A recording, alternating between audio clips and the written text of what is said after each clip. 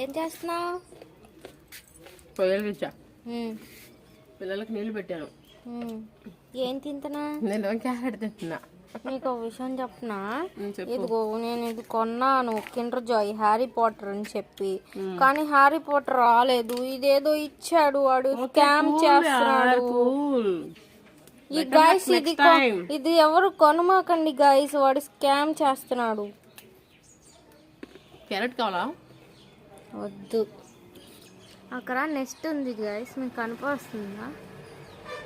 అందులో గుడ్లు ఉన్నాయి, గుడ్లు. మా కొయ్య